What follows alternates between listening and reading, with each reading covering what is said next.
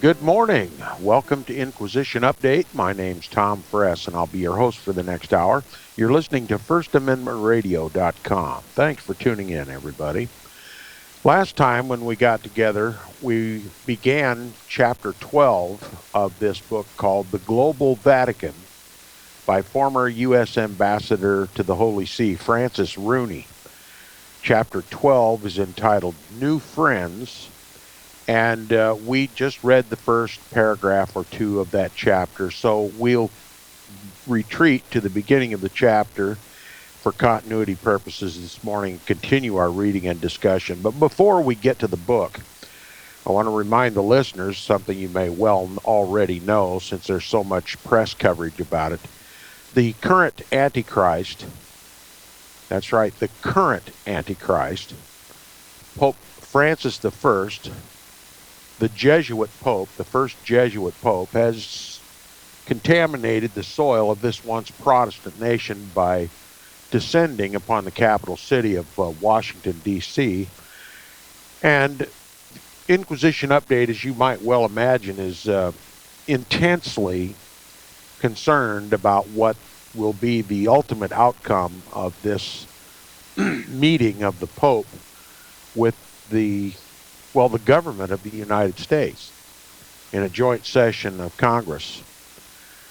And I will be watching events closely, listening to every word, and trying to give some perspective to the listeners of what bodes for the future of the United States as a result of this Pope's visit. We've been studying in this book the influence that the papacy carries over the United States in its foreign and domestic policy.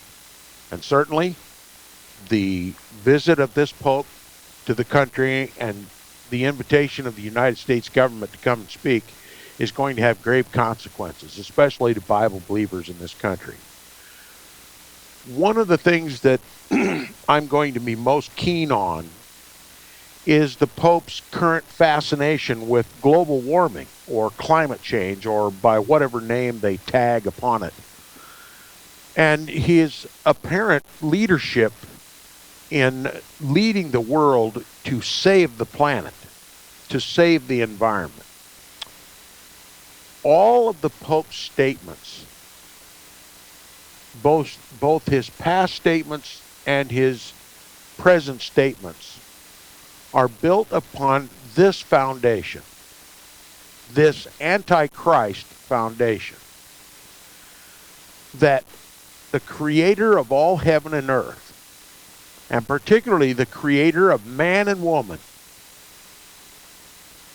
the God of heaven who told man to be fruitful and to multiply and to fill the earth and to subdue it, was so inept as to not provide man an earth capable of sustaining a whole world full of people.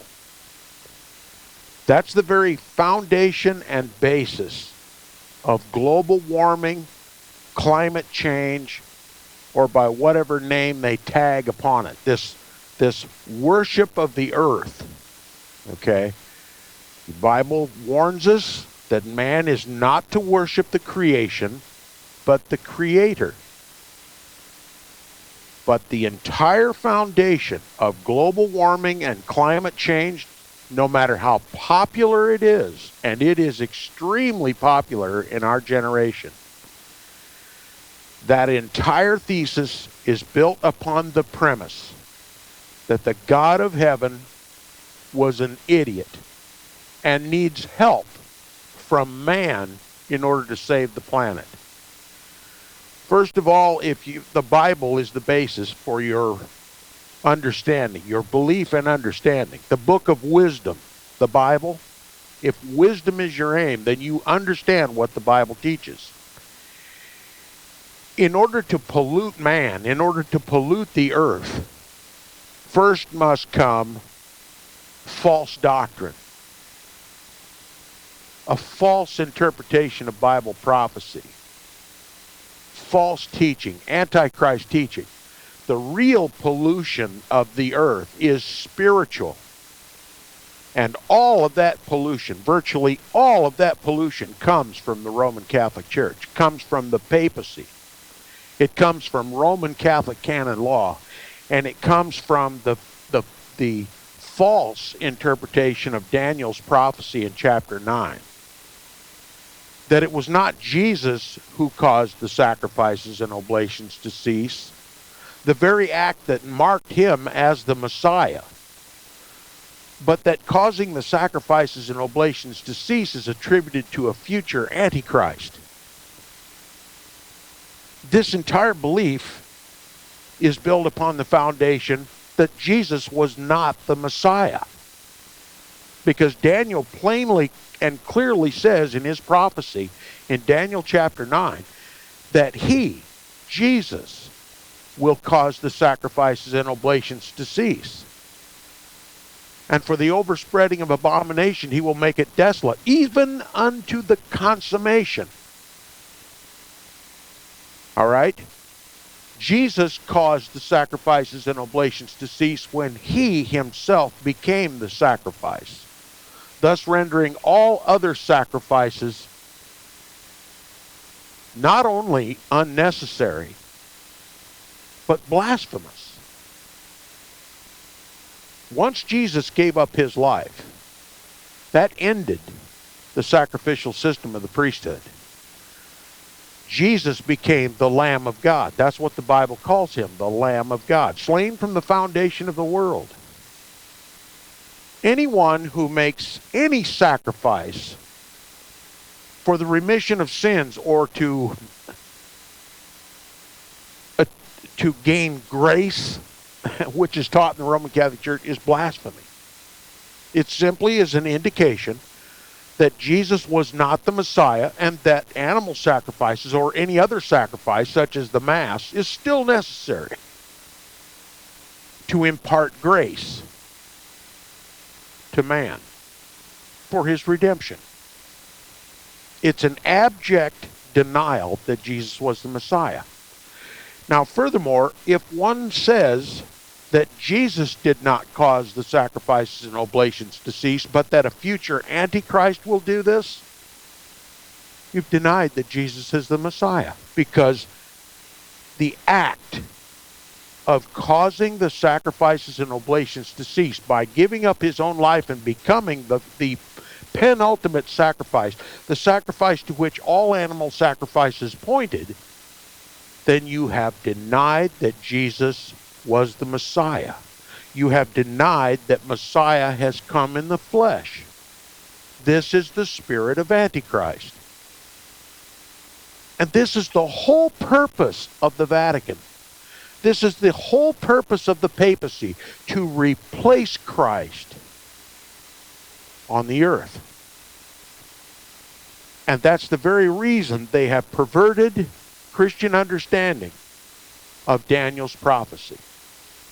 It's called futurism today. Futurism. The idea that a man, a single man, will make a 7-year peace treaty with the Jews, and in the midst of the week, after 3.5 years, will cause the sacrifices and oblations to cease.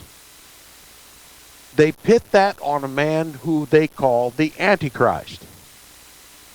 And once he is done away with, then the Pope is free, having been forever rid of the onus, the Protestant onus of Antichrist.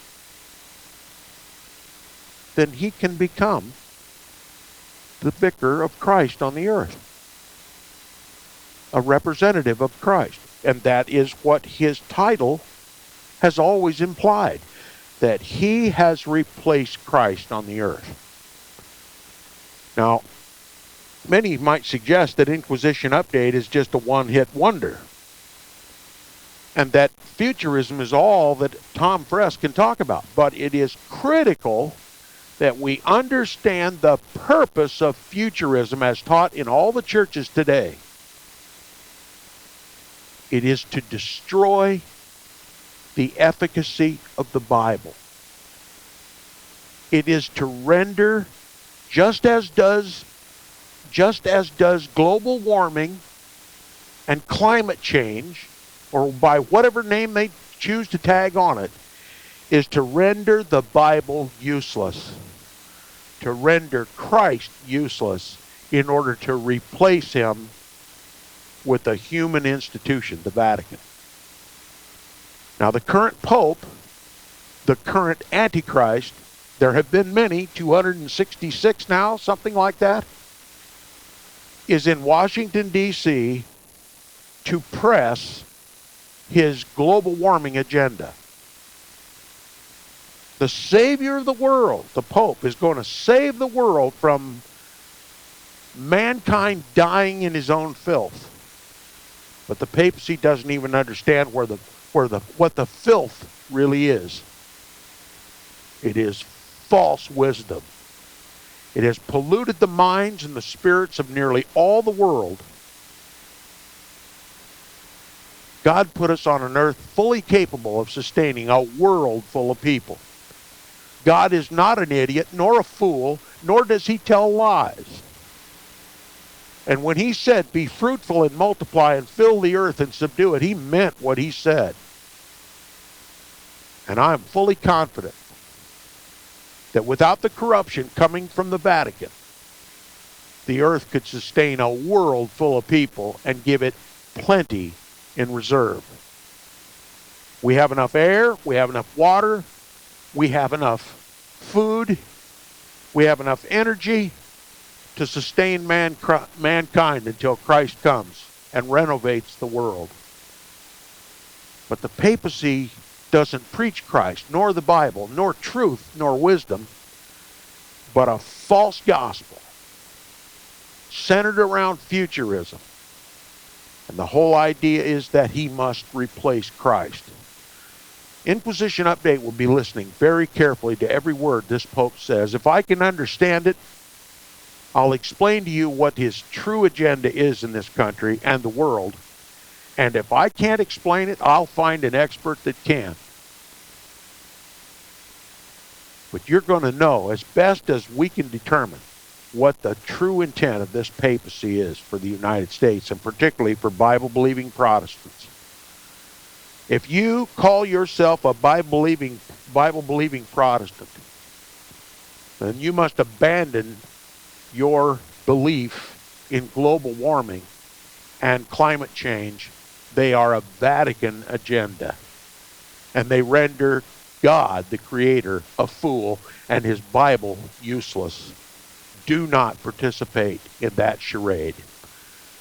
Now, chapter 12 of the Global Vatican, entitled New Friends, begins with a quote from another Antichrist supporter, Mikhail Gorbachev. He says, everything that happened in Eastern Europe would have been impossible without the Pope. Okay? We're talking about the subject that we've been talking about for the last few weeks here on Inquisition Update, the Soviet Union and its collapse.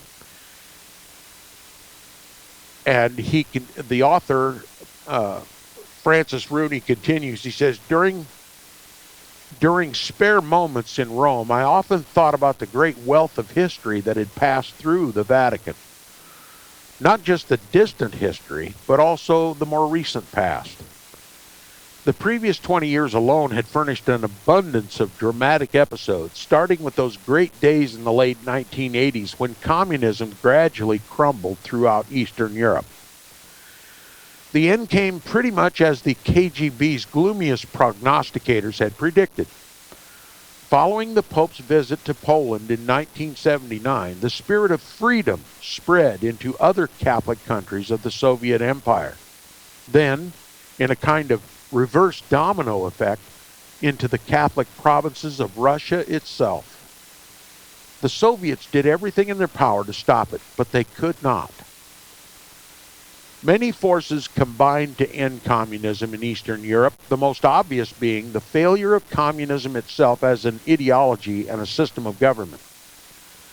The efforts of the United States and its allies, especially Margaret Thatcher's Britain, did much to accelerate the process.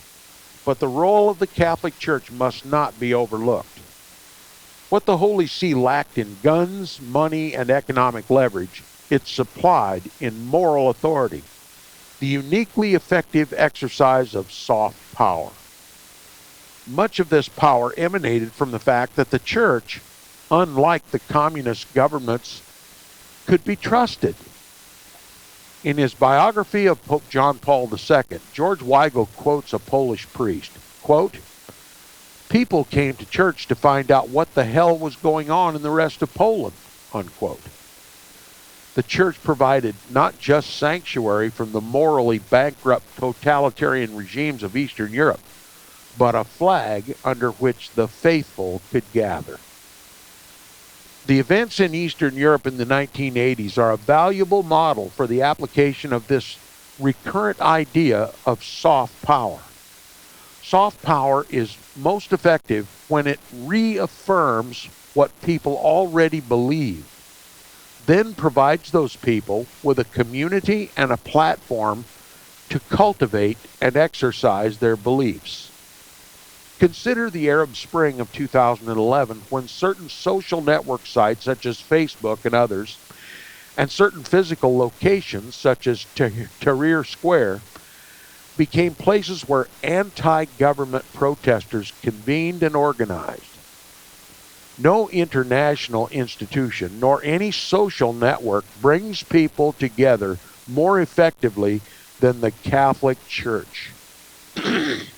Okay, we're talking about overthrow of governments.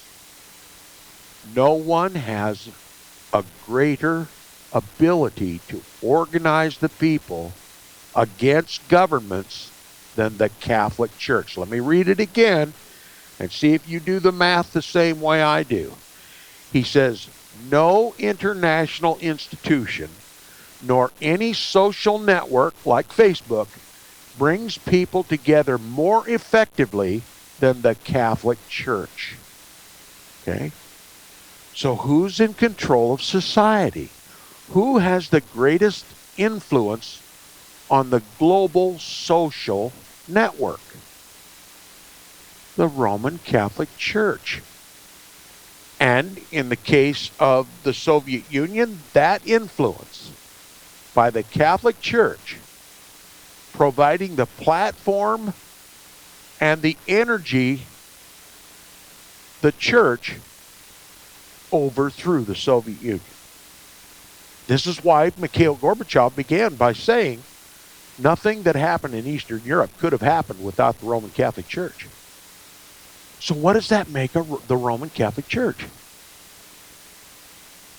The world's superpower. No credit is given to the United States. Certainly the papacy could not have done what it did without the help of the once Protestant America.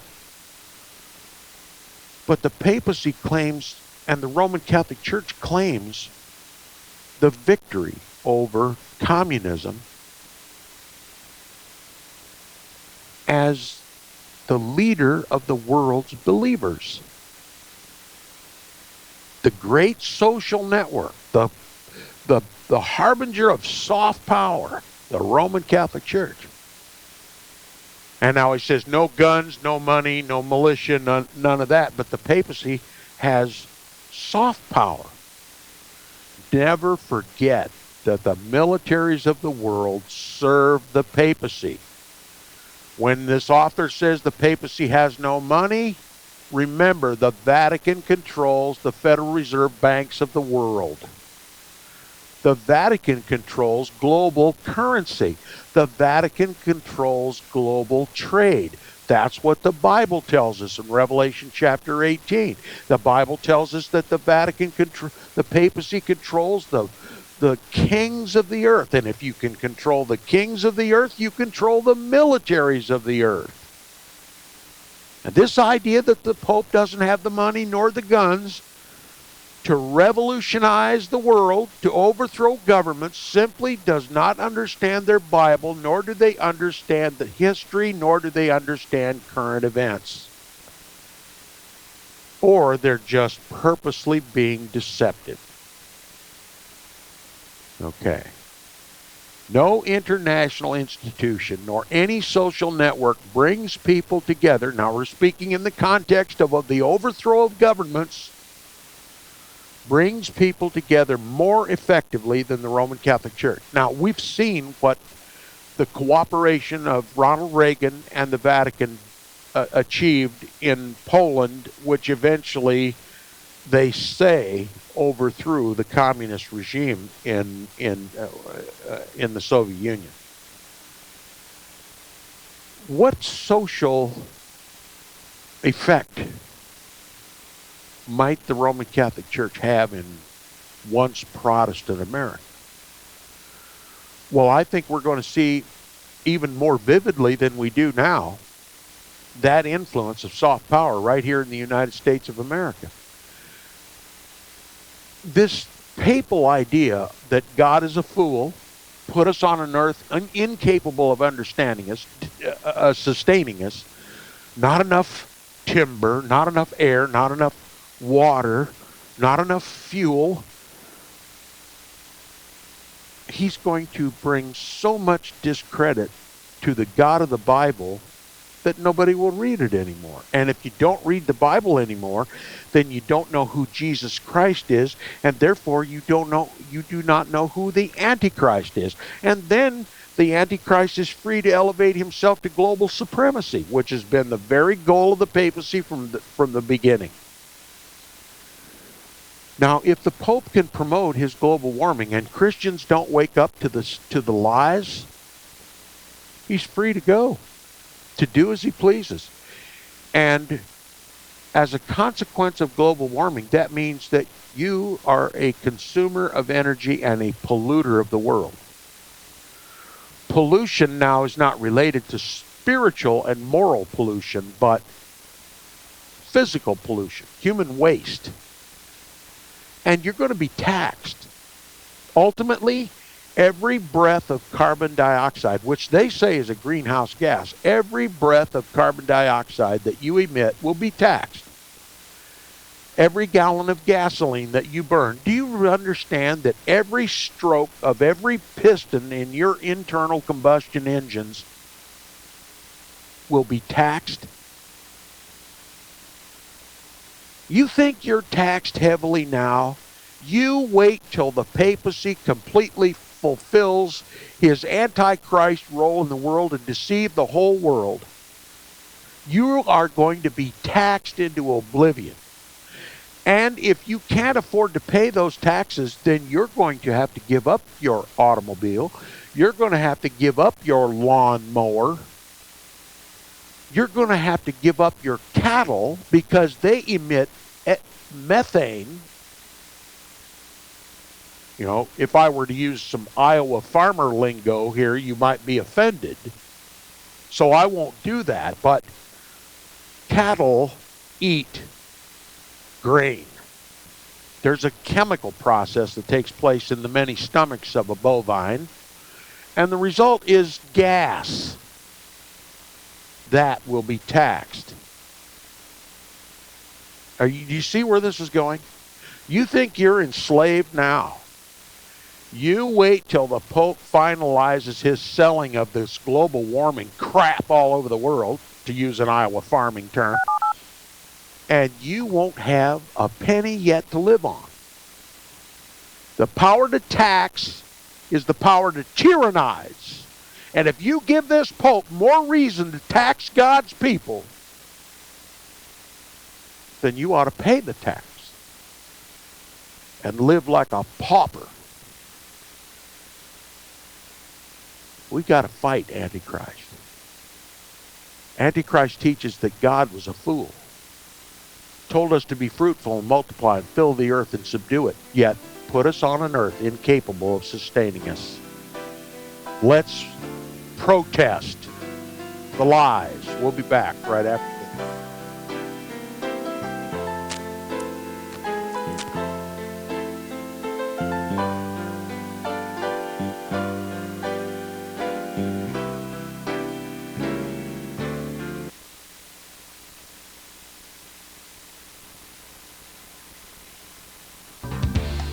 Hear it first on FirstAmendmentRadio.com and FirstAmendmentRadio.net.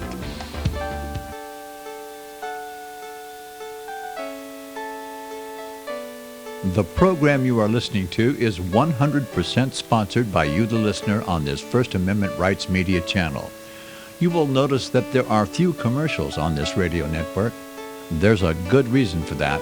Corporate advertising dollars come with strings that limit program content. So without your help, these programs cannot continue on internet or our several affiliates. If you benefit by the educational law programs, we ask you to give. If you are admonished or nurtured by the Bible and ministry programs, we ask you to give.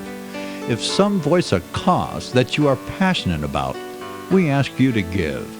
If you believe in any of these, we ask you to support them as you would a missionary on a continual basis, as if giving a tithe for missionary radio.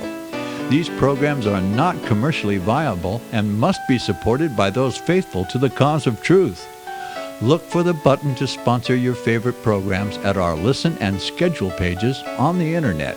Then, when you subscribe, we will send you the last quarterly MP3 CD of that program immediately, and continue to do so with each new quarter. We will also give you unlimited archive access to all of our programs. We're asking you to give much less than a tithe, so that you may also send support directly to a particular program host, cause, and anywhere else the Spirit may lead you. Do all to the glory of our God and Creator, for His holy nation, the only kingdom that will last forever. Thank you for listening.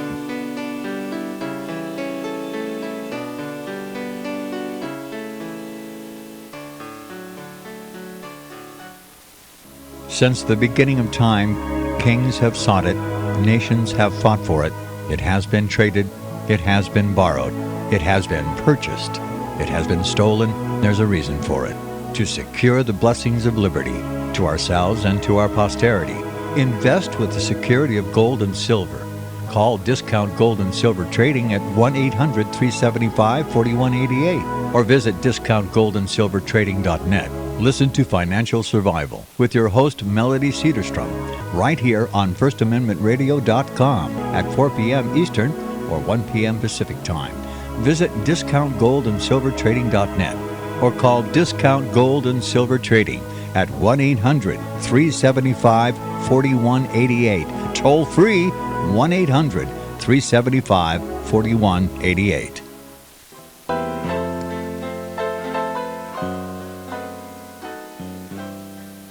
Welcome back to Inquisition Update. We'll continue where we left off in the book before the break. By the way, if you wish to support Inquisition Update, please do so by supporting First Amendment Radio, who sponsors the program. And as many listeners do, they email me, and if you wish to email me with a comment or question or a criticism, you may do so by email tom@seawaves.us, tom@seawaves.us. Now back to the discussion of how the papacy overthrew communism. Let me tell you a secret, okay? For those of you who can do the math, you realize communism hasn't been destroyed. The papacy is developing a global communism.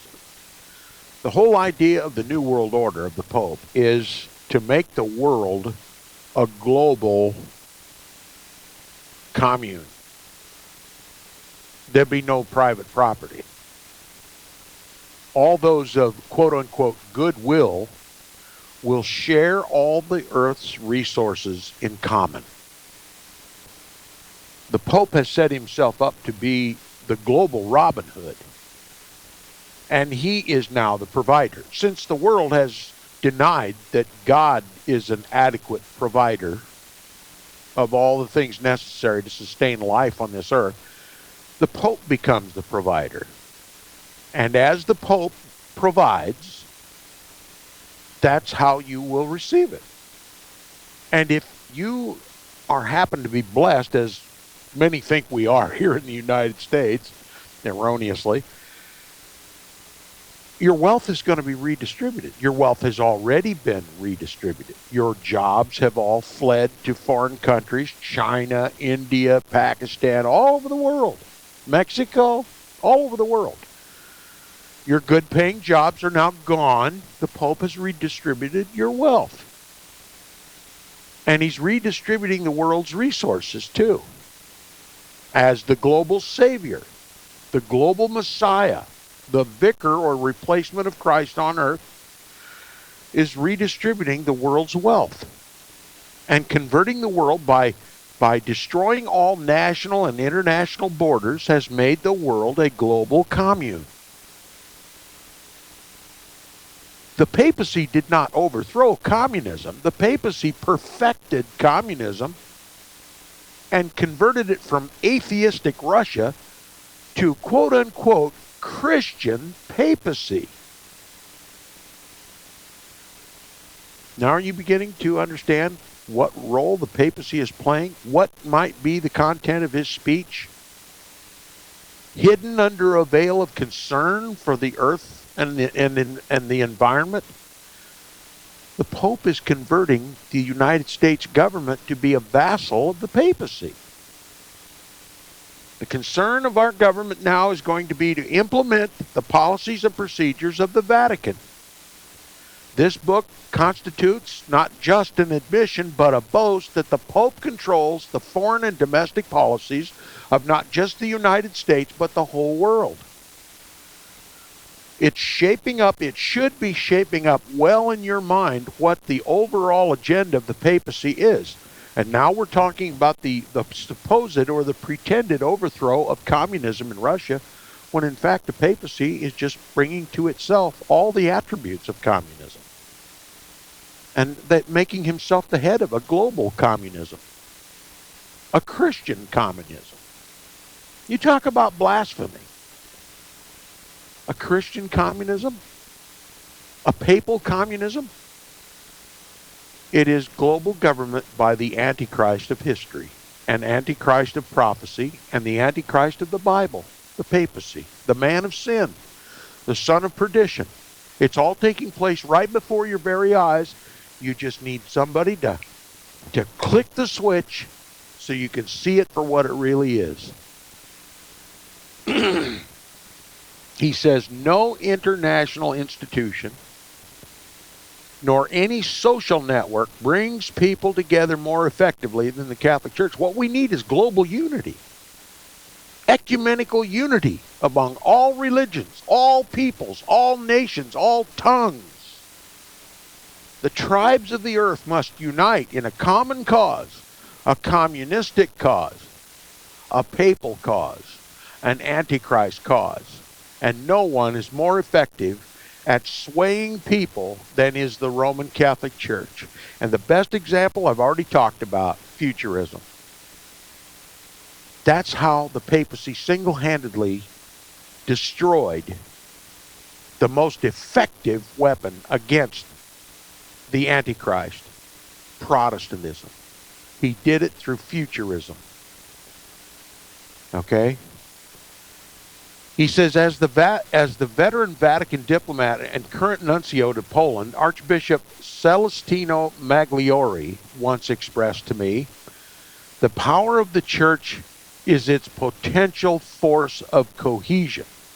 That is, making people stick together.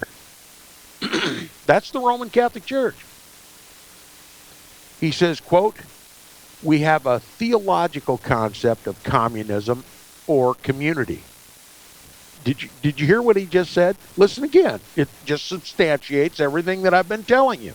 Quote, we, that is the Roman Catholic Church, the one who coheses people, makes them all stick together, we have a theological concept of communion and community, unquote. There's your global communism.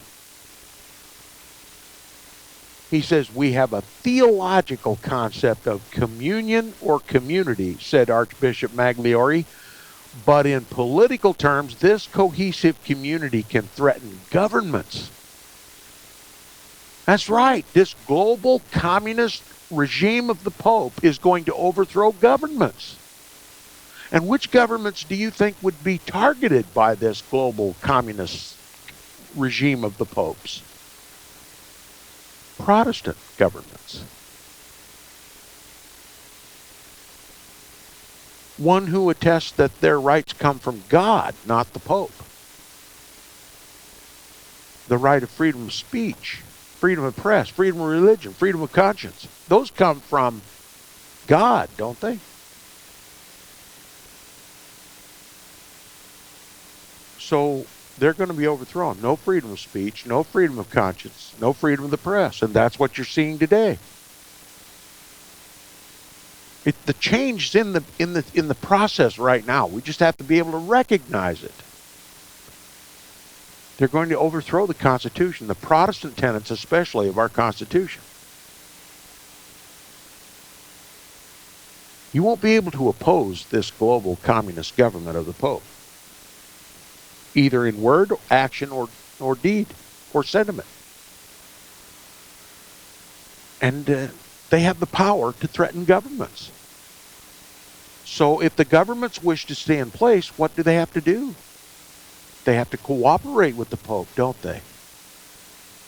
Just as in the old world order. He said politicians fear that cohesion. That's right. The politicians in Washington, D.C. fear the cohesion of the people, which platform is the Roman Catholic Church. So when the Pope walks into Congress in Washington, D.C., if you listen carefully, you'll be able to hear the knees knocking and the teeth chattering because their jobs depend on obeying the Pope, because he organizes the people against governments for their overthrow. And that has been the entire history of the papacy. The overthrow of governments that do not serve the papacy. The Pope just issued an interdict closing all the churches. You couldn't get your baby baptized, and everybody knows that if you're a Roman Catholic and your baby dies before it gets baptized, why, it goes to purgatory. It goes to limbo. It goes to Timbuktu, but it don't go to heaven. So if you're a Roman Catholic and the Pope has closed your church, you've got to overthrow the government or bring it into compliance with the Pope. That was called an interdict. And the Pope has a modern equivalent of it. It's called regime change. And it's being applied all over the world, particularly by the United States of America. You want to bring the people together? Just threaten them with excommunication or threaten them with the closure of the churches. They can't get married. They can't get their babies baptized. They can't participate in the sacrament of the Mass, where grace is infused. In other words, you doom them to eternal damnation if you close the church. And that unites the people. The people fear the Pope, and the governments of the world fear the Pope. And if the governments of the world don't fear the Pope, the people will put the fear of the Pope in the government. That's the history of the Roman Catholic Church. That's why we study this history here on First Amendment Radio. When the Pope walks into the joint session of Congress, the only people's knees who won't be knocking are those who are in full alliance with the papacy. Everybody else will be listening to every word in fear, the same fear that they ought to have for the Creator. He says a precondition of the cohesion, that is the unity of the people, is a critical mass of Catholics, of course, but where such exists, as it did in Poland in the 1980s, the church can be a formidable agent of social change. Okay? Now we're talking about global social change. And the Vatican is influencing global social change through global warming. The great threat,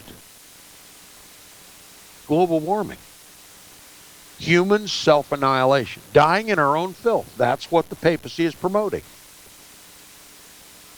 Again, built on the presumption, the diabolical antichrist presumption that God is a fool and put us on an earth incapable of sustaining us.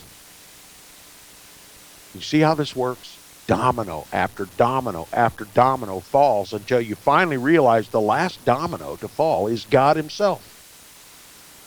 That's the whole purpose of the Vatican, the vicar of Christ, the replacement of Christ. You see now what the agenda is? To replace Christ. Now he says one reason for this is that the church is a universal sovereign. As a sovereign entity, the Catholic Church can speak for people within a nation, yet not be subject to the politics of that nation. Okay? This goes back to what I've explained many times on the program. If you wish to seek asylum in the United States of America, you simply go to a Roman Catholic church. Every Roman Catholic church, every Roman Catholic institution is a virtual asylum. You come under the authority of the papacy then, an authority upon which the civil government of the United States has no jurisdiction whatsoever. You hear all this talk in the news about sanctuary cities. That's what it's all about.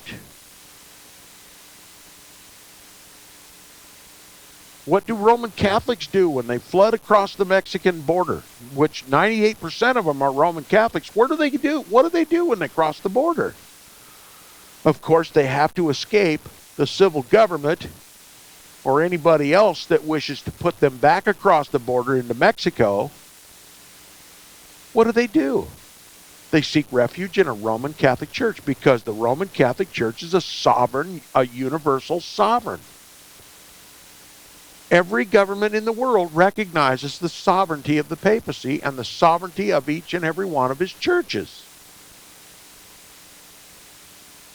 You want to stop the flood of illegal immigrants, as you so stupidly call them? Close the Roman Catholic churches. Put the Roman Catholic churches under the civil authority. Strip the Pope of his authority over the churches. Nationalize the churches. That's what they did in Mexico years ago to stop the papacy from controlling everything. They simply nationalized the churches. The criminals could no more find refuge and asylum in the Roman Catholic churches. The priests didn't dictate what justice would be rendered in every case from that point on. The same needs to be done here in the United States of America. If the Roman Catholic Mexicans of Central and South America who flood across this border on a daily basis by the millions can find no refuge, no sovereignty, no sanctuary in the Roman Catholic churches, then they're subject to the civil power. If there's still any people control of the civil power, my assertion is that the Vatican is more and more control of the civil power. And the civil power wouldn't arrest those people anyway, but would take the role of the Roman Catholic Church in providing driver's licenses and Social Security cards for those Mexicans. There's going to be no stop of the flooding in of Roman Catholic invaders to this country so long as the papacy has control of our government. And so long as the papacy's churches become the asylums of these criminals.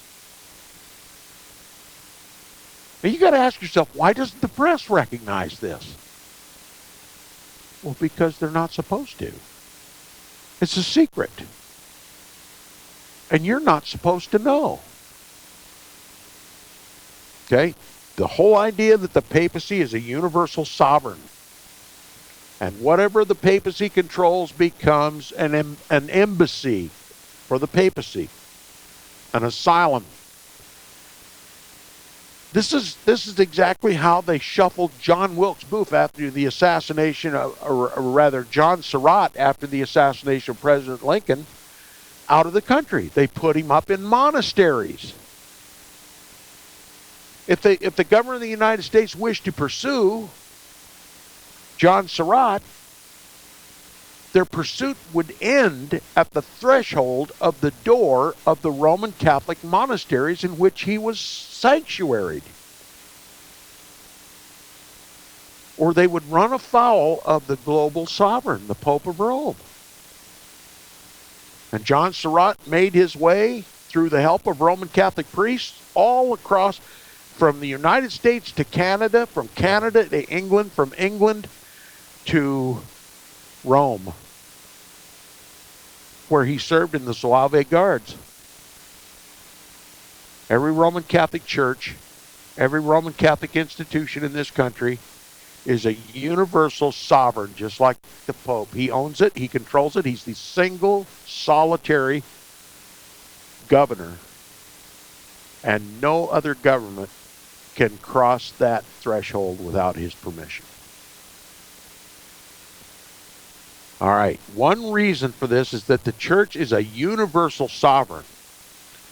As a sovereign entity, the Catholic Church can speak for people within a nation, yet not be subject to the politics of that nation, that is, the governments of that nation. So if you're a Protestant nation, you have no effect over a papal sovereign institution. You see why they titled the first chapter of this book, The Greatest of All Evils to be Feared in a Nation? Look,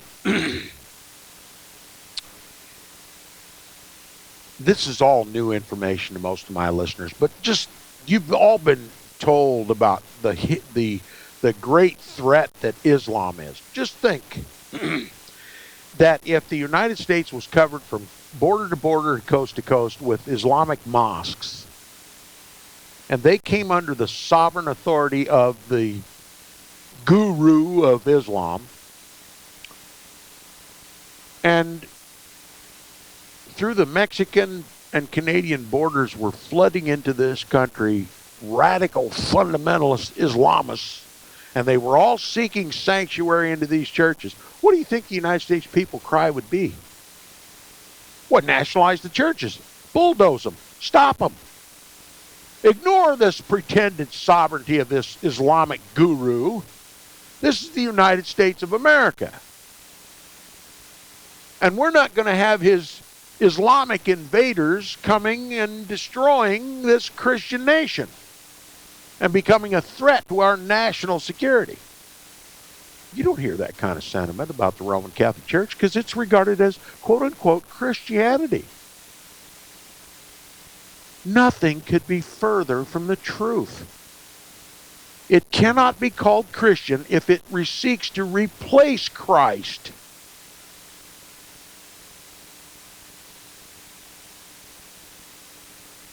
Okay? He says, compared, for example, to the Orthodox churches of Eastern Europe, which have long-standing ties to the state, the Catholic Church is a supranational and subject to no authority other than its own. And this is what's taught in papal encyclicals throughout the ages. The Pope is the judge of every man, and no man may judge him. The papacy doesn't even answer to God. That is the official teaching of the Roman Catholic Church.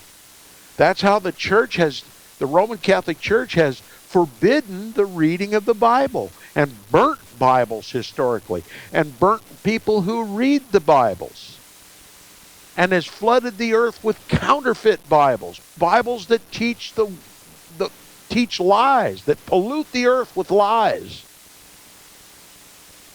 You getting an idea of what the sovereignty of the Pope really means? Do you think that the sovereign of all sovereigns in this context has any right to set foot in this country? Does it have any right at all to preach his filthy doctrine in the central governing authority of this country, Congress?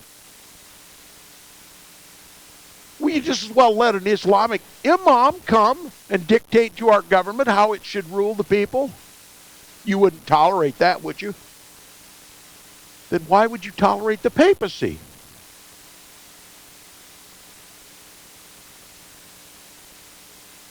The Roman Catholic Church is a supranational. In other words, it transcends all national boundaries and is subject to no other national boundary but its own. It is subject to no authority other than its own. That's what makes it uniquely divine in the mind of a twisted Roman Catholic. That's why they call him the Vicar of Christ. He's subject to no earthly power.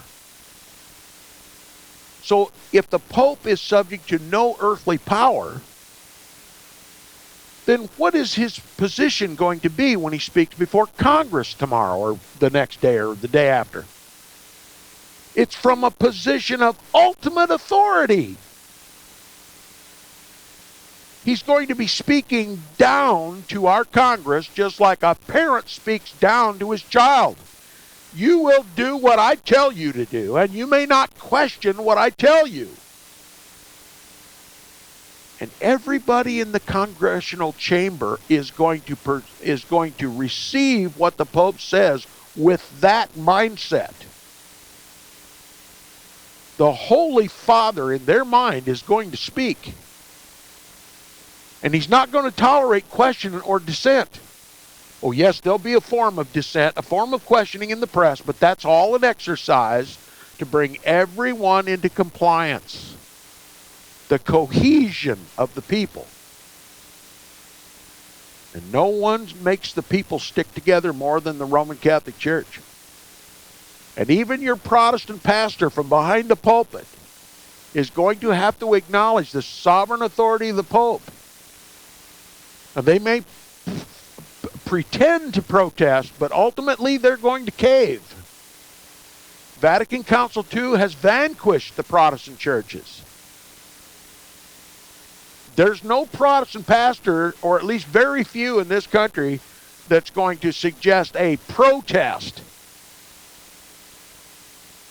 because of Vatican Council II and futurism. Okay, they're all about building a Christian society in the United States, and what that really means is a Catholic society. Their spiritual leaders come to speak to our government this week. And they're going to be all eyes and ears. And they're going to teach their people, no matter what denomination, to obey it. Obey the civil power. Romans chapter 13, obey the civil power. Don't be like Shadrach, Meshach, and Abednego and point your finger in the king's face and say, we will not bow down to your image. You may cast us in the fiery furnace, but our God can save us. And even if he doesn't, we will not bow down to your image. They're not going to teach you to protest against this papacy government. They're not going to promote any Shadrach, Meshachs, and Abednegos in this country. Only the Holy Spirit of Almighty God can do that.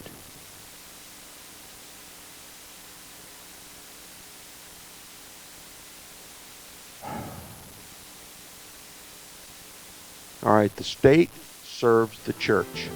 That has always been the case. Oh, I see we've run out of time. We'll pick up where we finished today tomorrow. Stay tuned for more on First Amendment.